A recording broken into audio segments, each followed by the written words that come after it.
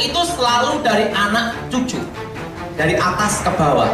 Orang minta kekayaan sama setan, minta penglarisan, minta kenaikan pangkat, itu sudah ada sejak zaman sebelum Abraham. Minta ke pohon, minta ke batu, minta ke kuburan, itu sudah ada sejak zaman sebelum ada Abraham.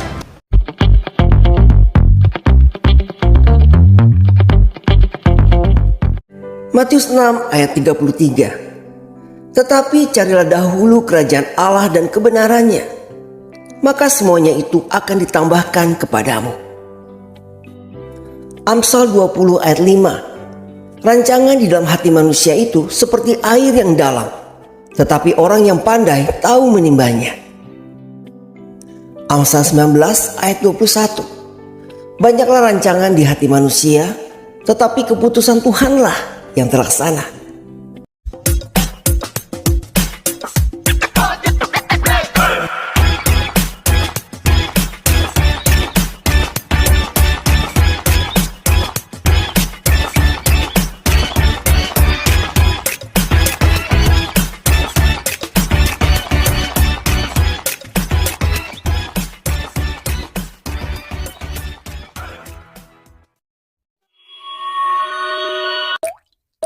Apakah setan bisa bikin orang naik pangkat?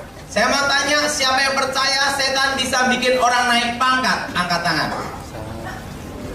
Siapa yang tidak percaya setan bisa bikin orang naik pangkat? Angkat tangan. Siapa yang bingung? Angkat tangan. Dia datang hanya khusus jadi orang bingung. Nah, saudara, sama-sama minta sama setan, kayanya beda-beda. Ada yang kaya, ada yang miskin sekalipun minta. Betul? Nah, itulah dukun yang membuat orang kaya. Kenapa dukunnya sendiri miskin? Orang yang tidak percaya Tuhan kalau sakit pergi ke dukun, dukun sakit pergi ke dokter. Itulah dukun yang membuat orang naik pangkat. Kenapa dukunnya sendiri nganggur? Itu tempat kuburan keramat yang bisa bikin orang naik pangkat. Kenapa juru kuncinya nganggur, tidak naik pangkat sendiri? Betul? Karena mereka tahu suatu rahasia.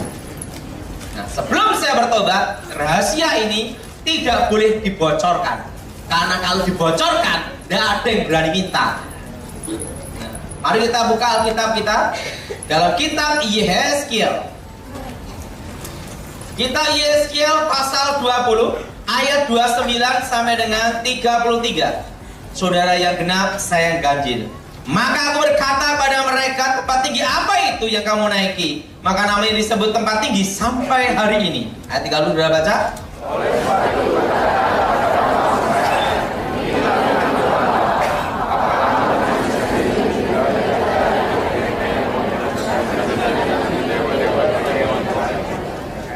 Dalam membawa persembahan-persembahanmu, yaitu mempersembahkan anak-anakmu sebagai korban dalam api. Kamu menajiskan dirimu dengan segala berhala-berhala sampai hari ini.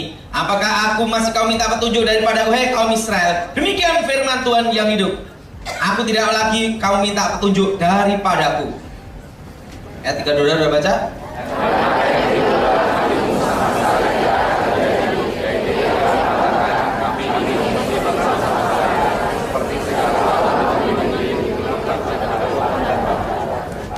Demi aku yang hidup, demi firman Tuhan, aku akan memerintahkan kamu dengan tangan yang kuat, dengan lengan yang teracung, dan amarah yang tercurah. Lu sudah tahu, orang minta kekayaan sama setan, minta penglarisan, minta kenaikan pangkat, itu sudah ada sejak zaman sebelum Abraham. Minta ke pohon, minta ke batu, minta ke kuburan, itu sudah ada sejak zaman sebelum ada Abraham. Bahkan kaum Israel sendiri pun ada yang terlibat, minta kuasa setan, minta kenaikan pangkat, minta penglarisan, dan Tuhan tegur mereka. Sudah tahu, kutuk itu selalu dari anak cucu, dari atas ke bawah. Tidak ada namanya kutuk tumbal mertua. Kalau ada kutuk tumbal mertua, menantu-menantu yang sakit hati, mertuanya ditumbalkan semua. Tapi kutuk itu selalu bicara dari atas ke bawah, anak cucu. Ya semua anak cucu. Kenapa anak cucu? Karena anak cucu bicara tentang masa depan. Anak cucu bicara tentang pengharapan. Anak cucu bicara tentang cita-cita. dan anak cucu bicara tentang generasi. Maka kutuk itu adalah dari atas ke bawah, anak cucu. Artinya setan menghancurkan generasi, setan menghancurkan masa depan, setan menghancurkan pengharapan, setan menghancurkan cita-cita. Maka kutuk itu dari atas ke bawah. Jelas? Jelas? Jelas? Nah, ingat saudara, setan tidak ada tujuan menolong manusia. Setan tidak ada tujuan memberkati manusia. Setan tidak ada tujuan menyelamatkan manusia. Kenapa? Karena setan tahu tidak diampuni. Makanya tidak tertulis setan rame-rame bertobat masuk gereja dibaptis jadi Paulus. Yang dulunya namanya setan, dulu adalah malaikat, Lucifer. Memberontak melawan Tuhan, mengkudeta Tuhan dari keinginannya sendiri, merencanakan pemberontakan. Makanya setan tidak diampuni.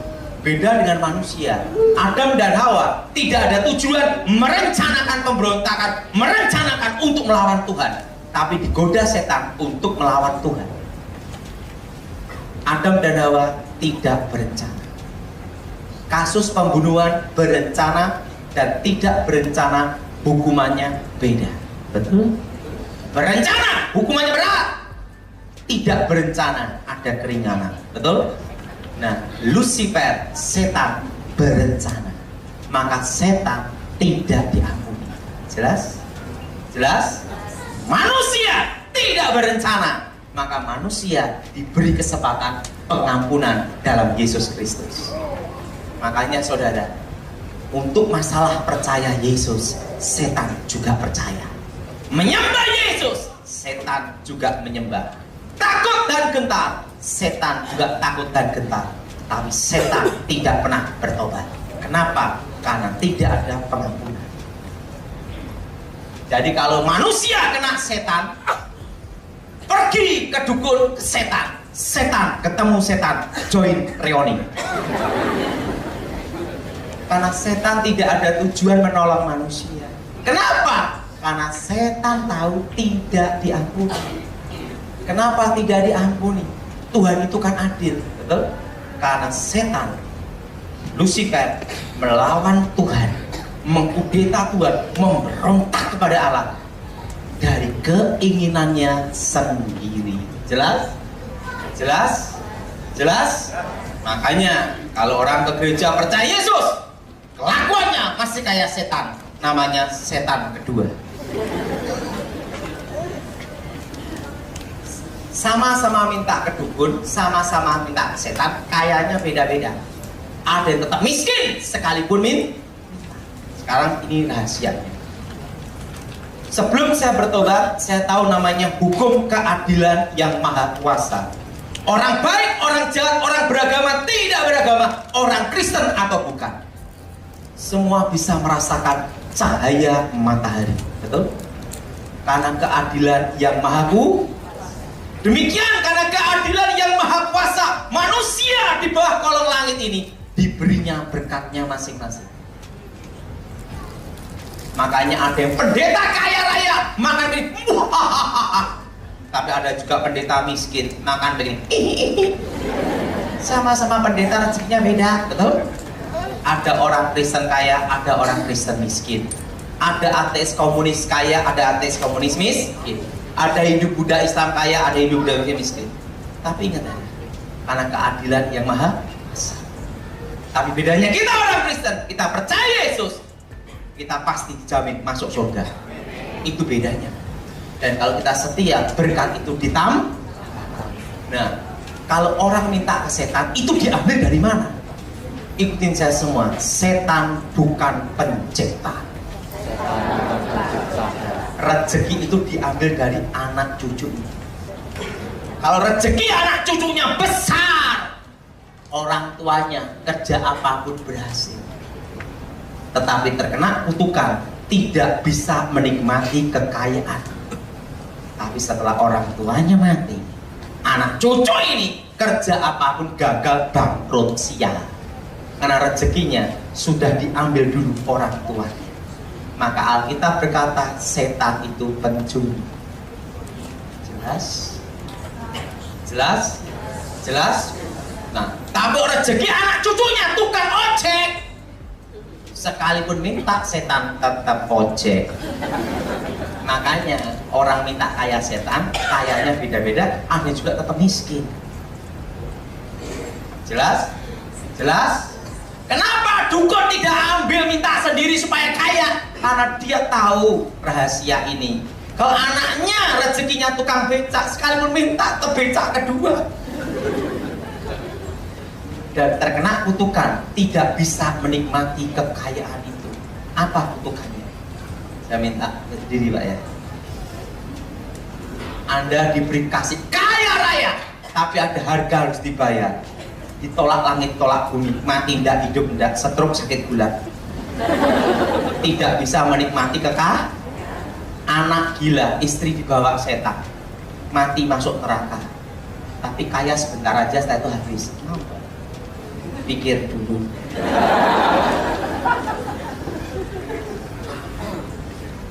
Dan semua orang yang minta ke setan, baik setelah terkabul maupun pada waktu meminta, pasti ada hewan-hewan bernyawa yang dikorbankan. Ayam pun harus ayam kampung, tidak boleh ayam horeng, Kentucky Fried Chicken. Kenapa? Setan yang takut kolesterol.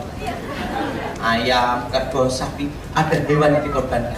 Dan semua puncak ritual mistik, kuasa gelap, orang minta kaya setan, semua pasti malam Jumat. Kenapa malam Jumat?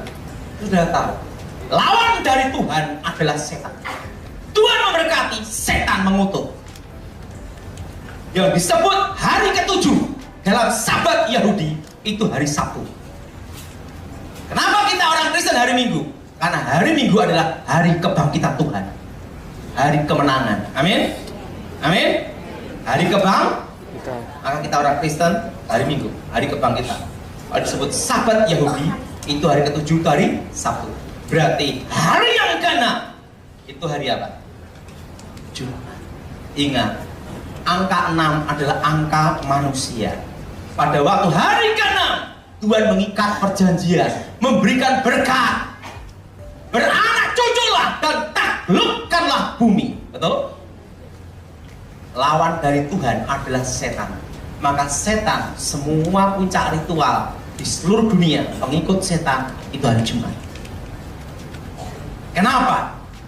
Lawan dari Tuhan adalah setan. Setan mengutuk, Tuhan memberkati.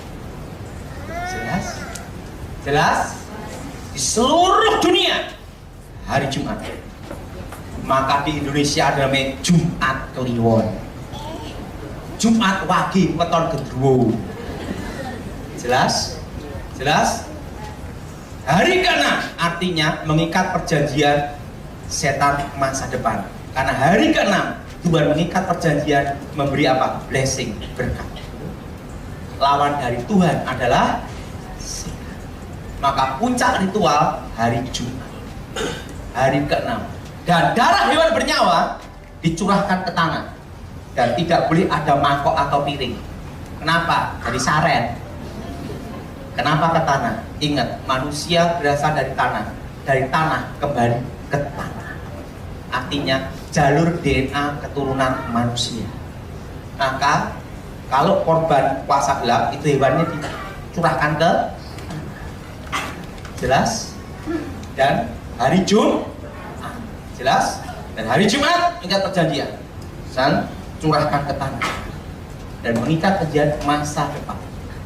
Nah, sekarang akan saya jelaskan supaya saudara mengerti apa kalau orang minta kayak itu hewan-hewan bernyawa. Nah, saya minta Bapak ini ke sini, Pak. Yang di belakang. Saya cari contoh Pak ya, yang selalu mirip. Ini Pak ya. Wah, ini sterek bener nih. Wah, olahraga nih. Contoh aja Pak, jadi setannya. Nah, saya minta ini ke sini.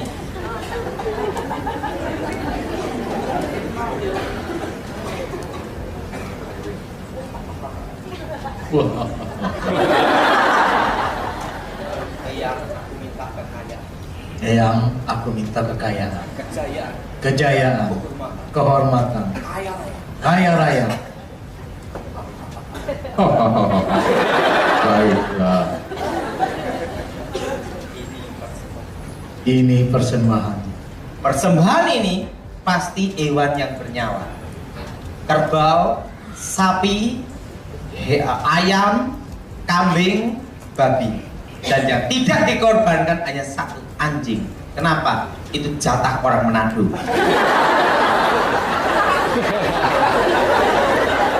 Jadi setan tidak boleh ngambil jatah orang Batak dan Manado. Dan puncak ritual hari Jumat, baik meminta atau setelah terkabul. Ingat, hari yang darah dicurahkan ke tanah. Lambang dari keturunan, jalur DNA manusia. Makanlah. Setelah persembahan, saji harus makan. Kalau dia makan bagian kepala, orang tua yang disayangi mati atau sakit parah kecelakaan. Itu lambang dari orang tua. Kalau dia makan bagian leher, anak yang paling disayangi cacat atau mati kecelakaan. Itu bagian leher. Kalau makan bagian sayap, ini sayap ini adalah tangan-tangan keturunannya cacat dan sakit semua, anak cucunya. Kalau itu kerbau sapi, kaki depan, itu lambang dari keturunannya. Kalau itu kaki belakang, itu lambang kaki-kaki keturunannya akan cacat atau sakit bagian kaki semua. Nah, kalau dia makan bagian kulit-kulit, maka anak cucunya akan terkena kutukan penyakit kulit atau mati dengan cara sama, kanker semua, kanker semua. Jelas? Nah, kalau yang bersangkutan makan bagian ekor, kalau ayam bruto, maka anak cucunya yang kawin pasti cerai, dan anak cucunya jadi perawan tua, perjaka tua, expired kadaluarsa. Itu makan bagian ekor. Kalau dia makan bagian dalam-dalam, usus itu jeroan, itu adalah jeroan lambang keturunannya anak cucunya. Kalau dia makan bagian hati, maka anaknya sakit bagian liver semua. Kalau dia makan bagian jantung, anaknya sakit bagian jantung semua. Pak, kalau dimakan semua, bubar. Bisa. Itu adalah lambang dari jelas. Maka sesaji itu hewan bernyawa, karena itu adalah lambang dari keturunan. Nah, dan setan tidak bisa memberkati. Setan bukan pencipta. Jelas? Jelas? Nah, banyak orang mau bertobat, dia takut, Pak, kalau saya bertobat dulunya kaya sama setan, begitu bertobat langsung bangkrut habis. Nah, orang salah tafsir tentang Ayub. Ingat, ikut zaman Ayub orang benar, orang saleh, tidak ada perjanjian setan. Ingat, iblis mencobai, Tuhan mengizinkan, Tuhan menguji. Tapi ingat, Ayub ada pemulihan 2 kali lipat. Amin. Tapi ingat, konteks Ayub beda dengan konteks perjanjian setan. Nah, kadang tuh orang salah tafsir. Nah, itu Ayub dihabiskan, tapi tidak lihat konteksnya bahwa Ayub tidak ada perjanjian setan. Tapi Tuhan menguji, Tuhan mengizinkan, iblis mencoba. Tapi Ayub ada pemulihan 2 kali lipat. Kalau kasus ini bukan kasus Ayub, beda. Orang salah tafsir. Kasus ini tidak ada pemulihan, dan itu adalah kasus perjanjian setan. Makanya sering salah orang tangkap. Nah, bagaimana cara batalinya? Ini saya kasih tahu. Banyak orang mau bertobat tapi takut. Kalau misalnya dulunya dia naik pangkat sama setan, begitu bertobat besok dipecat. Kejadian kan? Dulunya pengusaha kaya raya, begitu bertobat habis miskin. Sampai mati loh saudara, miskinnya. Saya mau tanya, siapa yang mau bertobat miskin sampai mati? Angkat tangan. Nah, kadang orang berpikir takut di sini, betul? Karena dia pikirkan kasusnya Ayub sama dengan kasus ini. Beda. Ayub tidak ada perjanjian setan. Suatu kali ada seorang pengusaha, dia mau bertobat tapi takut masalah itu. Jadi dulu ada namanya PP 10. Orang-orang keturunan Chinese disuruh balik ke Tiongkok. Nah, dengar? Nah, ada seorang pemuda miskin sekali. Dia pergi ke tempat keramat buaya putih di Kalimantan. Dia sembunyi dan tidak mau ke Tiongkok. Dia berkata kepada tempat keramat itu, aku relakan nyawaku untuk engkau dan sekeluargaku, asal aku diberi kekayaan dan kehormatan. Dibuatlah perjanjian setan. Dia jadi kaya raya. Tambah udangnya aja ratusan hektar. Kaya raya. Dan dia menikah sama orang Kristen. Ini pentingnya doa penyerahan anak. Nah, dapat perempuan Dayak. Tetapi ingat, aliran karismatik garis keras. Bukan hanya radikalisme, ini ada yang garis keras. Jadi kalau garis keras itu doanya ini, itu garis keras. Itu karismatik garis apa? Jadi kalau muji Tuhan, wah Tuhan. Jadi Tuhan, malaikatnya denger gini, wah, segera cepat dikabulkan doanya. Kenapa? Kalau enggak ini bahaya nih, lantainya bisa ambruk. Itu karismatik garis apa? Wah, ini karismatik mau memuji nyembah Tuhan itu, wis ngeri lah. Dia tahu suaminya ada perjanjian sumpah. Begitu anak pertama lahir, langsung diserahkan gereja doa penyerahan anak. Itu penting doa penyerahan. Sampai lahir anak ketiga, langsung didoakan penyerahan anak. 3 anaknya hidup semua, tidak ada yang mati. Buayanya mau makan ini tidak bisa, jadi buaya ompong. Sang ayah ini tahu kok terbukti Yesus bisa nyelamatin anak-anaknya. Kalau anaknya tidak ke gereja, mungkin dimarah-marahin, tapi dia sendiri tidak pernah ke gereja karena dia takut kalau dia bertobat semua habis. Setelah itu salah satu anaknya itu punya pacar teman saya, minta datang ke sana, ke Kalimantan. Saya lihat bapak ini, wajah ini buaya bener ada. Kondisi sekarat, mati enggak, hidup enggak. Saya ngomong sama dia, kamu percaya Yesus pasti selamat. Dia ngomong ini, Pak, saya tuh mau percaya Yesus. Saya tahu Yesus bisa nyelamatin saya, tapi bagaimana dengan tambah udang saya, harta saya? Kalau saya bertobat ini diambil semua, saya miskin Pak. Daripada itu lebih baiknya saya bertobatnya waktu mau mati. Yang penting bukan awal tapi akhir. Saya ngomong sama dia, engkau percaya Yesus, engkau tetap kaya. Gimana? Udangmu selamat. Dia ngomong, itu yang ku mau. Akhirnya doa pelepasan, batalkan perjanjian. Langsung dia tetap kaya. Kenapa ada yang bertobat langsung habis? Ini sebenarnya rahasianya. Nah, saya minta bapak ini lagi aja cocok.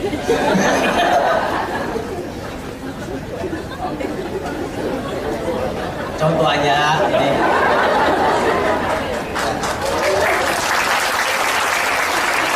Nah, ini sini.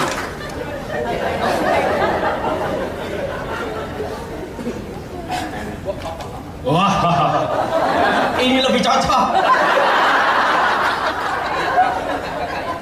yang aku minta kekayaan, kehormatan, kejayaan, dan nama besar, kaya raya. Baiklah. Ini sesajinya. Ingat, hewan bernya, puncak ritual, hari Jumat, perjanjian masa Makanlah. suruh makan. Setelah itu dia makan, dan itu adalah lambang dari keturunan. Dan setan ini mengambil rezeki dari anak cucu.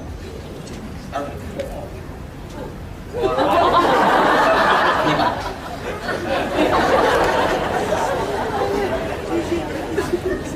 Jadilah ini rumah, tanah, pabrik, ruko. Rezekinya diambil dari anak cucu. Tiba-tiba datang saya jadi orang baik aja dah. Maukah engkau percaya Yesus? Oh, Dalam doa pelepasan pembatalan kutuk seperti ini, itu saya semua di dalam nama Tuhan Yesus.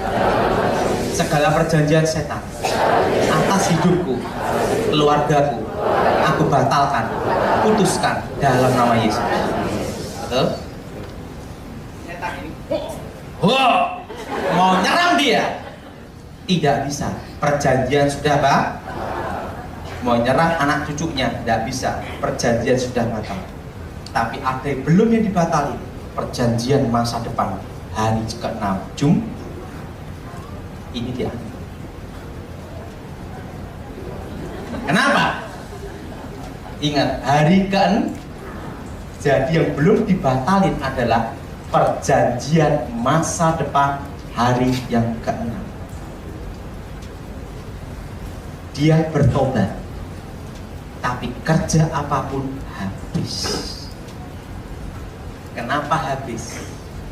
Karena ingat saudara, masa depannya, perjanjiannya belum dibatalin. Dia baru batalin hidup dan keluarganya. Dan setan punya hak atas ini semua. Kenapa? Setannya tidak mau rugi, tekor juga. Jelas? Jelas? Nah, sekarang sini lagi. Harusnya di dalam pembatalan perjanjian harusnya seperti ini. Ini saya semua. Di dalam nama Tuhan Yesus, segala perjanjian setan, segala kutuk sumpah serapah, ikatan roh jahat atas hidupku, masa depanku, keluargaku, harta bendaku, tempat tinggalku, cita-citaku, masa depanku, aku batalkan, putuskan dalam nama Yesus. Hari ini hidupku, keluargaku, masa depanku, tempat tinggalku, cita-citaku bukan milik setan, tapi ditebus oleh darah Yesus. Amin. Setan ini mau nyerang ini nggak bisa, mau ambil ini nggak bisa. Karena apa? Sudah batal perjanjian masa depan. Karena kalau tidak dibatalkan ini, dia punya masa depannya habis. Kasih. Pak, sekarang kan tahu cara batalin perjanjian. Kalau gitu minta setan dulu baru bertobat. Setan itu raja tipu, belum kaya udah mati. Dan yang kedua, setan tidak bisa berkati. Itu diambil dari anak cucu. Jelas? Jelas? Karena setan bukan pencipta. Makanya dukun itu tidak minta kaya sendiri, karena tahu diambil dari mana. Jelas? Jelas? Ingat, setan bukan pencipta. Setan bukan sumber berkat. Jelas? Jadi kalau orang minta jimat keselamatan ke setan, nabrak mobil selamat, nabrak motor selamat, nabrak kereta api tetap mati, itu keselamatan anak cucunya dipindah orang tuanya. Anak cucunya nanti sering kecelakaan sama sakit-sakitan. Jelas? Dan yang minta jimat selamat kena kutukan, miskin seumur hidup. Ingat, setan tidak ada tujuan menolong manusia. Karena setan tahu, ikut saya semua, tidak diampuni. Jelas? Jelas? Suatu kali saya pernah dimintai tolong. Seorang bapak-bapak nemuin saya. dikatakan bapak tapi belum menikah, tapi udah kawin. Waktu itu dia datang ke saya, Pak, ini Pak Tony ya, dukun santet ya. Saya diem aja. Pak, saya ini germo. Bilang gitu. Saya bingung untuk menyelamatkan nyawa saya.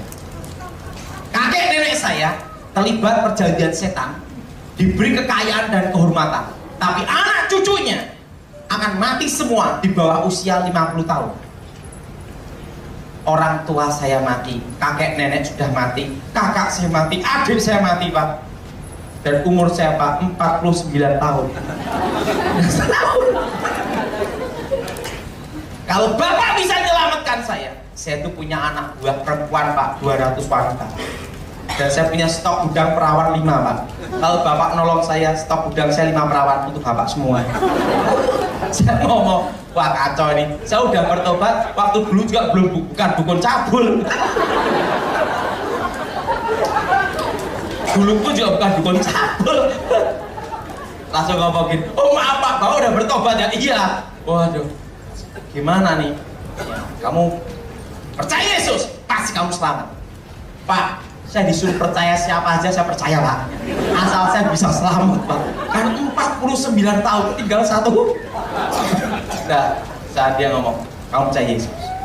Saya, waktu mau saya doa, itu saya tidak bisa lupa. Aku mau doa, jangan stop! Ada Pak? Pak, saya bawa pistol Pak. Ya ampun, pistolnya 2 lagi. Jangan sampai waktu doa lupa Pak, jedor repot Pak. Wah sialan. Wah, ngagetin orang, mana pistolnya? Tahu Pak, ada izinnya, tenang aja. Pistol kita aja. Saya doain pelepasan dalam Yesus, batakan perjanjian, manifestasi kayak ulang. Nah, itu dia pulang. Berapa tahun kemudian saya tidak ketemu. Suatu kali saya khotbah di tempatnya Pak Edi Leo, Gereja Abalot 6 Sertem. Tiba-tiba waktu saya jalan mau ke mimbar, Waduh, masih ingat saya? Wah, saya kan susah ingat orang. Ya tak lain kan banyak orang, gimana saya hafal wajahnya, betul nggak? Ingat Pak Germo. Oh ya. Ya, ini tak lupa. 5 stok gudang. Udah lupa ini. Oh iya, kamu si Germo yang nyiapin stok gudang 5 perawan. Saya udah bertobat, kamu suruh dia dari dukun cabul apa? Saya udah bertobat. Wah, Pak, makasih Pak. Saya sudah selamat.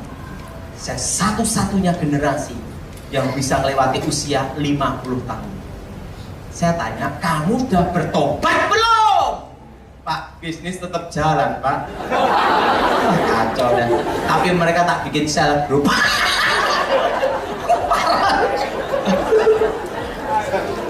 Kacau dah. Tapi dia satu-satunya dari generasi yang lolos usia 50 tahun. Maka saya katakan nikah belum, kawin sudah. Nah, dia ngomong saya, wah terima kasih, saya bisa lolos sampai melewati usia 50. Ingat, kutuk itu ada. Jelas? Jelas? Nah, tadi saya disuruh nyinggung masalah guna-guna. Sebelum saya bertobat, saya belajar ilmu guna-guna, ilmu pelet. Ilmu santet sama ilmu pelet itu beda. Ilmu santet adalah ilmu untuk membunuh. Itu saya membunuh atau bikin orang jatuh sakit parah.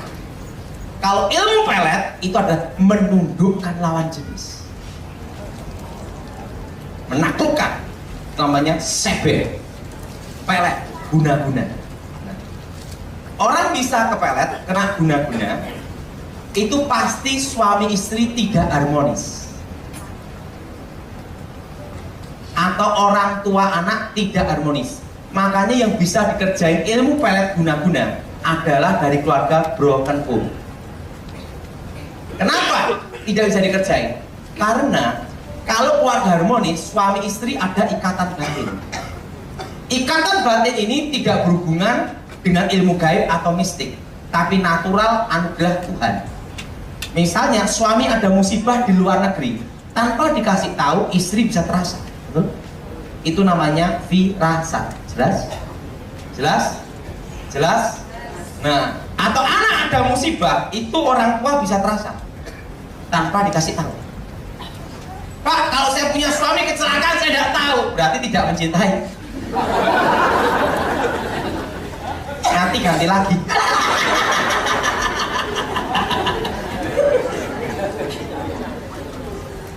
Nah, kalau suami istri, orang tua anak, ikatan batinnya kuat, itu tidak bisa diputus dengan kekuatan mantra. Karena yang asli lebih kuat daripada yang palsu. Nah, kasusnya guna-guna itu gimana? Nah, ini seperti ini. Saya akan kasih contohnya. Ini untuk contoh saja. Nah, saya minta contoh aja ya. Nah, lagi 2 ya. 2. Ya. Saya selalu cari contoh yang persis. Nah, santai aja, sini. Contoh aja, bukan setan tapi. Nah, saya minta Bapak ini sini. Ini supaya sudah tahu proses orang bisa kena ilmu guna. Nah, saya minta ibu ini ke sini. Contoh aja dari WW Kubel. Nah.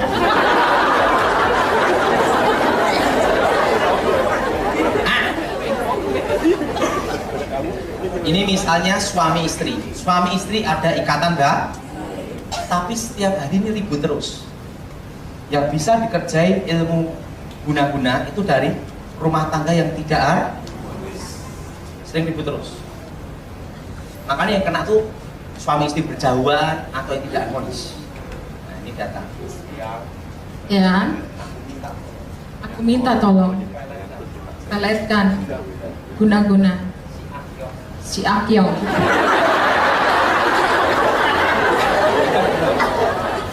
Mau yang berapa lama? 15 tahun. Langsung dukun ini baca mantra. Ikatan batin ini suami istri diputus. Ikatan batin orang tua anak diputus. Ini disambung ke sini. Dengan kekuatan mantra, ikatan batin ini digabung. Maka ini akan lihat ini seperti bidadari.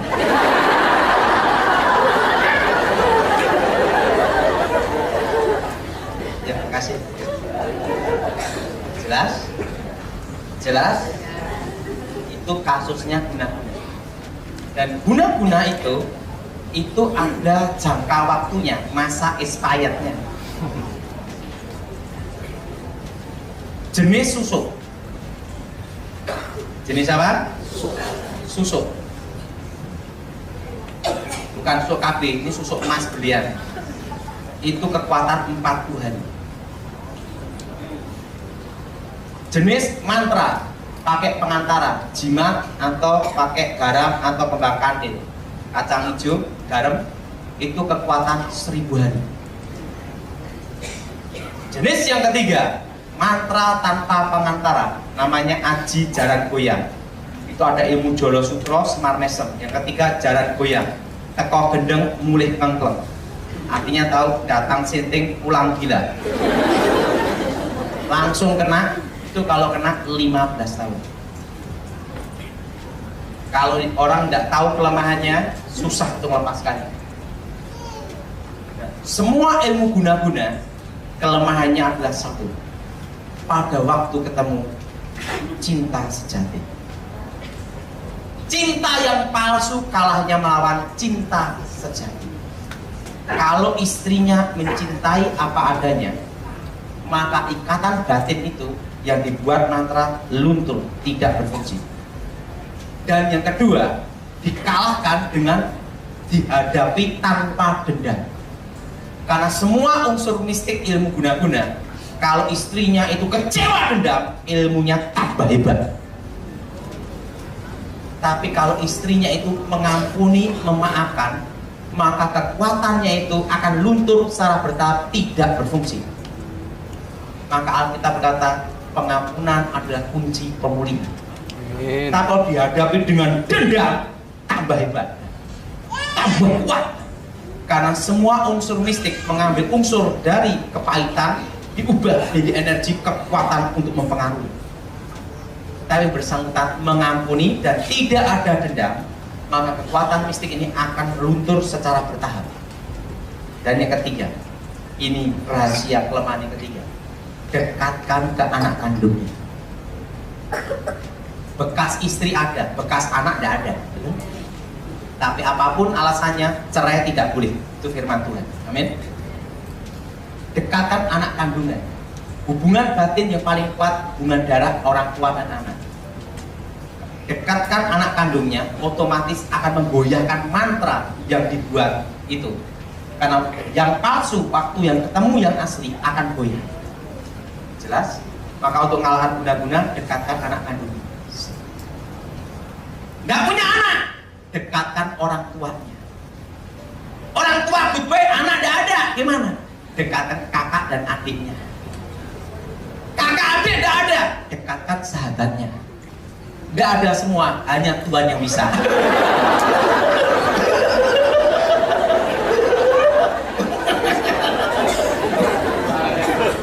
Itu harus ada yang orang dekatnya dia.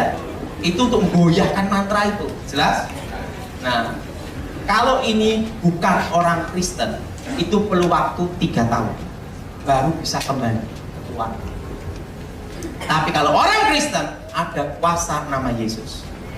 Sekarang saya jelaskan tentang mantra. Mantra itu digunakan bekerja jam 6 sore, parkir depan pintu. Loh, mantra ada tukang tempat parkirnya. Sebelum masuk, waktu jam 12 malam. Mantra masuk jam 12 malam, nguasain hati dan pikiran. Shock. Jelas? Jelas? Jadi, adakan doa peperangan sebelum jam 6 sore. Sebelum mantra itu diparkir. Memang doa setiap waktu itu bagus. Amin. Tapi khusus doa peperangan ini lebih efektif itu kalau mendekati jam 6 sore. Kenapa? Karena dukun akan kirim mantranya itu jam 6 sore. Kenapa dukun tidak kirim siang bolong? Kecuali dukun geblung goblok. Karena di alam roh ini beda dengan alam nyata. Kalau di alam nyata siang, di alam roh itu malam. Kalau di alam nyata ini malam, di alam roh itu siang. Makanya alam roh Indonesia dengan Amerika itu beda. Jelas? Jelas? Makanya setan Indonesia makannya bunga. Setan Amerika hotdog. Nah, beda. Beda budaya, beda kepercayaan. Jelas? Jadi ingat. Makanya dukun itu kalau kerja jam 6 sore. Tidak mungkin jam siang. Jelas? Karena waktu mantra dikirim itu di sana pas memulai awal pagi di alam roh. Nah, jam 12 malam itu di alam roh ada jam 12 siang. Makanya mantra bekerja jam 12 siang. Jadi kalau itu orang Kristen, doanya Indonesia semua. Di dalam nama Tuhan Yesus, segala roh-roh jahat, roh-roh setan, roh-roh gelap kami usir keluar dalam nama Yesus. Segala ikatan batin yang dibuat mantra, aku putuskan dalam nama Yesus. Segala roh jahat keluar. Jadi ikatan batin dibuat mantra, putus dalam nama Yesus. Jam 6 sore, jam 12 malam, doa itu lagi. Maksimal 1 tahun pasti balik. Karena kalau sudah putus ikatan batinnya dengan nama Yesus, dia akan ingat keluarganya, anaknya, orang tuanya. Tapi sayangnya ya, ini pengalaman saya dalam ilmu guna-guna. Pertama kali diingat itu adalah anaknya dulu. Setelah anaknya, baru orang tuanya. Terakhir baru istrinya. Saya juga aneh, itu pengalaman saya selalu itu. Jadi istrinya itu ingatnya yang terakhir. Pertama dulu anaknya dulu. Terus, karena ikatan batin hubungan orang yang paling hubungan darah. Saya itu orangku, setelah orang tua terakhir baru istrinya, baru ingat. Kalau udah ingat, selesai. Jelas? Ingat, cinta yang palsu kalahnya lawan cinta sejati. Kenapa Yesus ajarkan pengampunan? Karena di dalam pengampunan ada kekuatan kita. Amin. Ada yang tanya tadi, Pak, bagaimana ciri-ciri orang kena pelet? Betul? Oke. Ciri orang kena pelet yang pertama, lupa istri, lupa anak, lupa orang tua. Kalau bandot itu ingat orang tua. Jelas? Ingat anak, lupa istri. Itu bandot. Nah, yang kedua, 1 lawan 1. Pak, kemarin habis sama tetangga, saya itu pembantu sama teman saya. Wah, itu bandot udah. Kalau itu ilmu pelet, 1 lawan 1.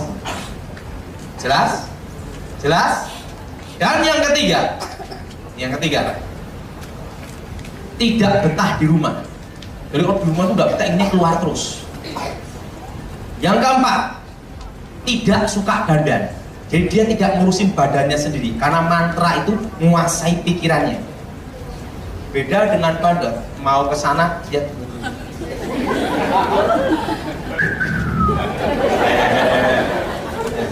jelas? Jelas? Jelas? Apalagi kempling. Nah, 1 lawan 1, kalau kena mantra dia tidak suka dandan. Yang kelima, mondar-mandir depan pintu. Kalau di rumah dia itu mondar-mandir depan pintu kira-kira jam 6 sore, karena mantra itu diparkir jam 6. Nah, saya itu yang keenam, waktu jam 12 malam, waktu dia tidur itu gini, gagap-gagap, karena hati nurani tidak mencintai. Kuasa setan menguasai pikirannya, terjadi konflik perang batin. Itu jam 12 malam. Jelas? Beginilah firman Tuhan, penebusmu, yang maha kudus, Allah Israel. Akulah Tuhan, Allahmu, yang mengajar engkau tentang apa yang memberi faedah, yang menuntun engkau di jalan yang harus kau tempuh. Maka Yesus berkata pula kepada orang banyak, katanya, Akulah terang dunia. Barang siapa mengikut aku, ia tidak akan berjalan dalam kegelapan, melainkan ia akan mempunyai terang hidup. Kata Yesus kepadanya, Akulah jalan dan kebenaran dan hidup. Tidak ada seorang pun yang datang kepada Bapa kalau tidak melalui aku. Tuhan Yesus memberkati.